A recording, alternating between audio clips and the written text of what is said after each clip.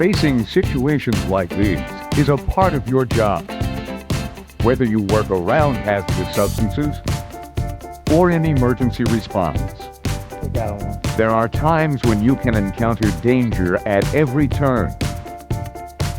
Poisonous gases, pools of acid, chemical fires, confined spaces, heat stress, even toxic spills. When you go to work, you need a unique set of tools to make it through the day safely, from monitoring devices to personal protective equipment.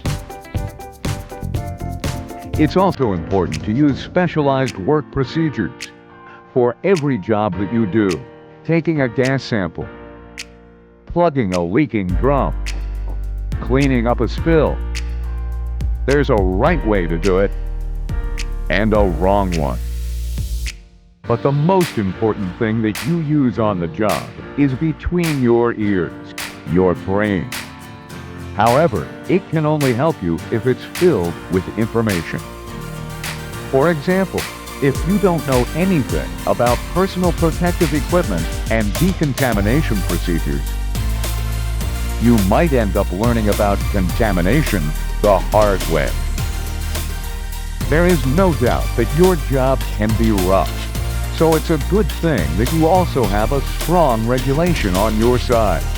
OSHA's Hazardous Waste Operations and Emergency Response Standard, also known as HAZWOPER.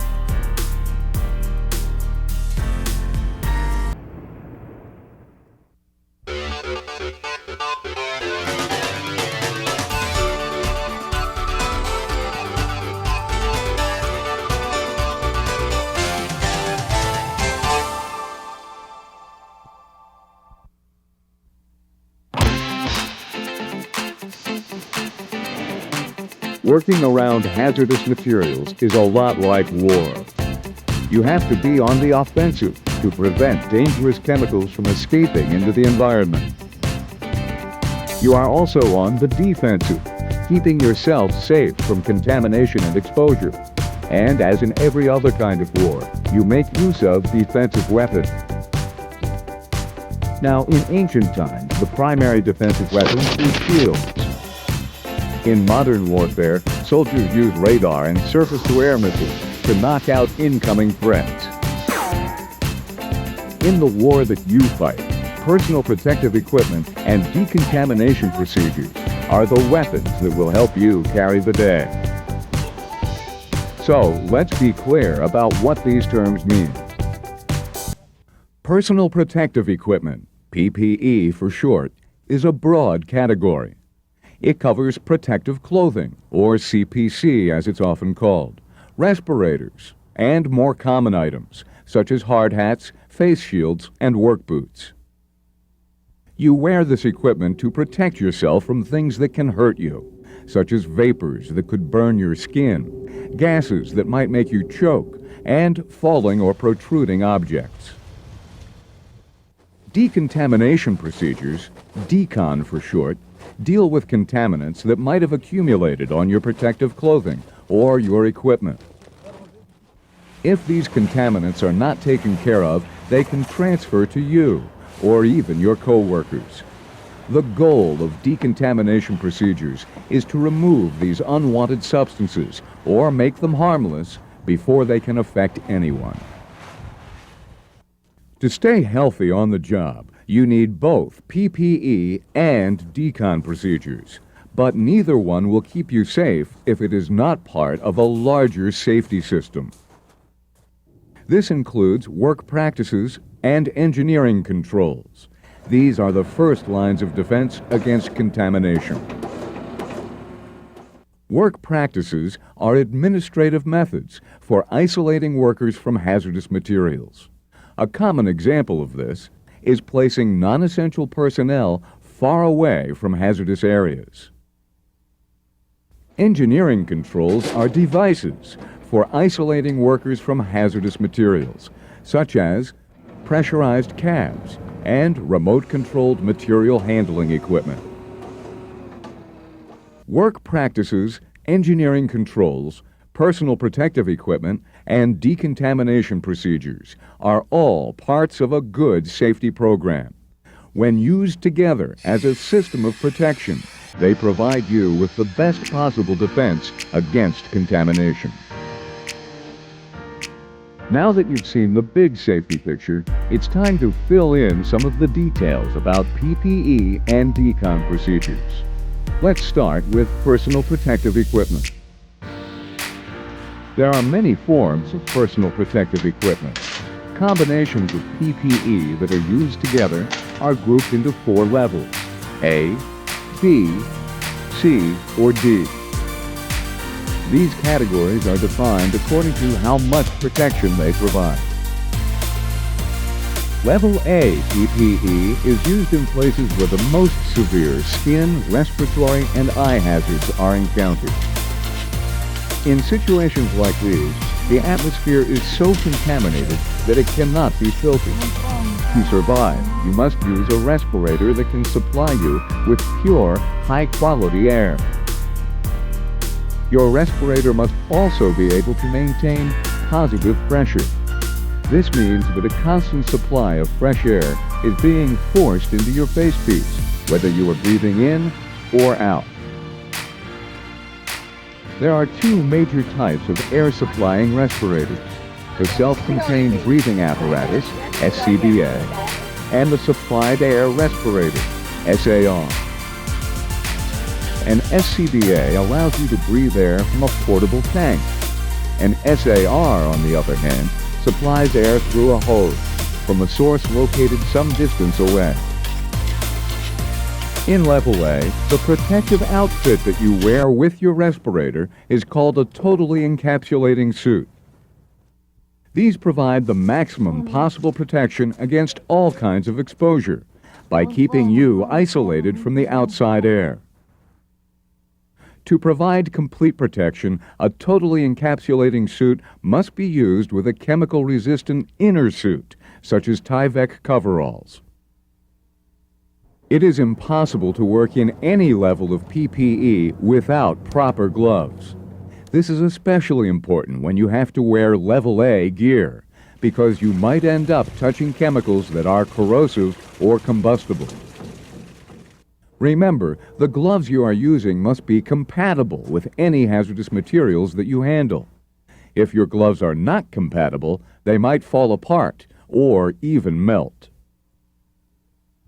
Your feet need protection as much as your hands do. In Level A PPE, this means wearing chemical-resistant boots with steel toes and shanks. Once you are fully outfitted in Level A personal protective equipment, boots, gloves, respirator, and a totally encapsulating suit, you are ready to take on the most hazardous materials. While Level A protection is required wherever you face immediate dangers to your life or health, Level B is used in environments that are slightly less hazardous. For instance, you would use Level B PPE where supplied air respirators are needed, but totally encapsulating suits are not. Unlike Level A, the main function of Level B chemical protective clothing is to guard against skin irritation and splashes, not lethal doses of gases or vapors. Level B CPC consists of a 1- or 2-piece chemical splash suit with a hood, a chemical-resistant inner suit, gloves, and chemical-resistant boots with steel toes and shanks. As you have seen, Level A and B protection allows you to work in places where the air itself might kill you. By contrast, Level C PPE is used where you can breathe the air, provided that you have a little help. Skin hazards are also less of a problem in Level C environments. At most, the chemical protective clothing used in Level C gives you the same degree of skin protection that Level B PPE does. There are some Level C areas, however, where only everyday work clothes are required. The real difference between Level C and the higher levels of PPE involves the use of air purifying respirators, APRs, rather than air supplying respirators. APRs do not have their own air supplies. Instead, they filter contaminants out of the air before you can inhale them. Unlike supplied air respirators, APRs use the principle of negative pressure. This means that when you inhale, the air pressure inside your facepiece is less than that of the outside air. The power of your own breathing is what keeps air moving through an APR. While respirators are required in many situations, you may also work in places that are so safe not even APRs are necessary. In these cases, you will be able to breathe the air normally. No filtration will be required. This is where you would use Level D PPE. Level D personal protective equipment guards against nuisance contamination and general safety hazards only. Typically, Level D includes coveralls that can protect you from materials that might stain your clothes, cloth or rubber work gloves, boots with steel toes and shanks, safety glasses, and possibly a hard hat. You might think of Level D protection as simply a work uniform. It must never be used on any site where respiratory or skin hazards exist. Items like a hard hat and long underwear should be considered optional equipment for use with all levels of PPE. Why long underwear? Because it absorbs perspiration and helps to keep you cool. While it would be impossible to work around hazardous materials without personal protective equipment, PPE can also cause its own problems. One of these is heat stress. This occurs when PPE interferes with your body's ability to cool itself. Here's how. When you are hot, you sweat. Normally, your sweat will evaporate. This is what cools you down. But when you are sealed up in chemical protective clothing, your sweat can't evaporate, and your body temperature will rise. Eventually, you will develop heat stress. Heat stress can cause disabilities that range from mild to fatal. The least dangerous of these is heat rash, also known as prickly heat. This is an inflammation that becomes worse as the temperature around you gets higher. The most serious form of heat stress is heat stroke. This occurs when the body can no longer cool itself. Left untreated, heat stroke can be fatal. Symptoms include dizziness, nausea, a severe headache, hot or dry skin, and a body temperature of 106 degrees or higher. Of course, the best way to treat heat stress is to prevent it from happening in the first place. Your employer can help by alternating your work and rest periods, or allowing you to work during cooler times of the day. You can help yourself by drinking lots of water or special beverages which replace the fluids and electrolytes that you sweat away. Electrolytes are chemicals that help your nerves to conduct electrical impulses. Losing electrolytes through perspiration can cause a number of serious health problems. Check your site safety and health plan to learn more about how to avoid heat stress. In addition to heat stress, PPE can cause other problems as well. Most chemical protective clothing is heavy and cumbersome. It decreases your ability to handle things and your freedom of movement. Wearing CPC can also make it more difficult for you to see and hear what is around you. For example, when you wear a totally encapsulating chemical protective suit, you see the world through two sheets of plastic, the face pieces of your respirator and the suit itself, which can easily get fogged up or scratched. Your ears are also covered by both your inner and outer suits. Since we rely on our eyes and ears to provide us with the information that we need to keep us out of danger, wearing CPC can increase the potential for some types of on-the-job accidents. To cut down on your chances of having an accident, you must be fully trained in how to use your personal protective equipment. Make sure that it is maintained properly, and get used to the physical demands that your PPE places on you. Alternating work and rest periods will help you to stay safe as well. This is because the chances of developing heat stress or fatigue increase the longer that you work in CPC without a break. All of these measures, when combined with your mandatory medical surveillance examinations, will ensure that you stay healthy on the job for a long time to come. Despite any problems that it might cause, personal protective equipment can do a great job of protecting you. But once you are through with it, your PPE must be decontaminated. Contaminated PPE can be a source of the very substances that you need protection from. Because of this, decontamination procedures, decon for short, are critical whenever you work with hazardous materials.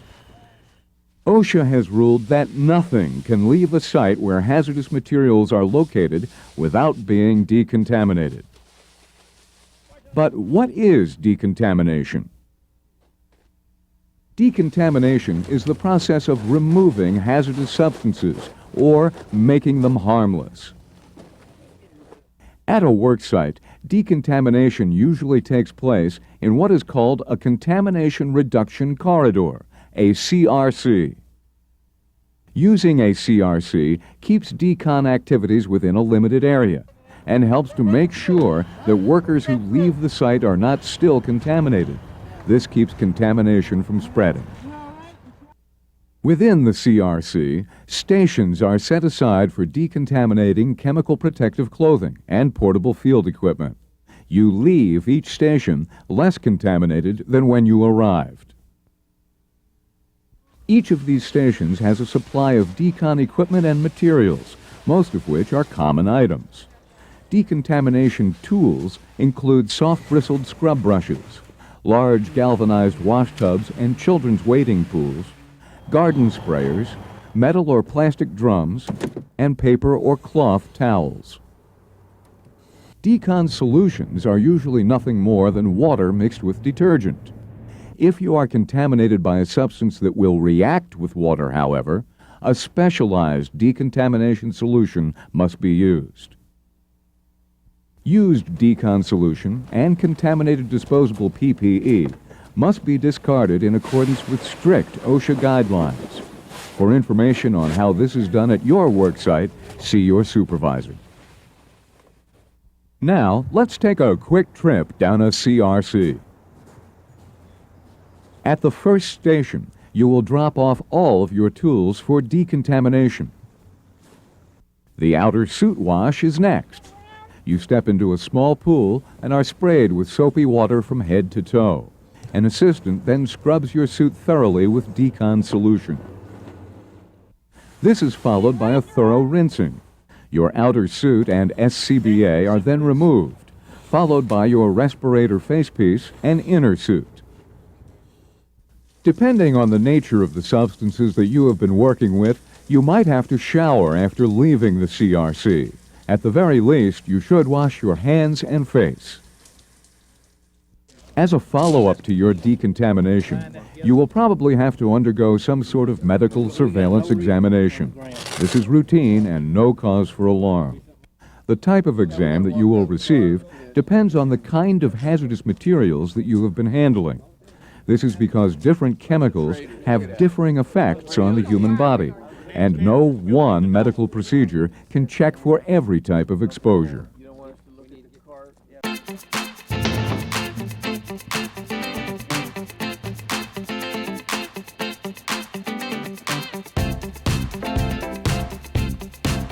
We've covered a lot of ground, so let's review what we've learned. When you are working with hazardous materials, contamination can be your worst enemy. To fight contamination, Your PPE can include everything from coveralls and gloves to chemical protective clothing and respirators. Combinations of PPE that are used together are grouped into 4 levels, designated A through D. A provides the most protection, D the least. During decontamination, contaminants are removed from clothing and equipment or made harmless. Decontamination takes place in a contamination reduction corridor, which contains a number of different decontamination stations. Think of personal protective equipment and decontamination procedures as weapons. They protect you from an enemy that knows no mercy, an inhuman foe that will kill you if it can. PPE and decon are your last and most crucial lines of defense. They are what you need to win the war against contamination.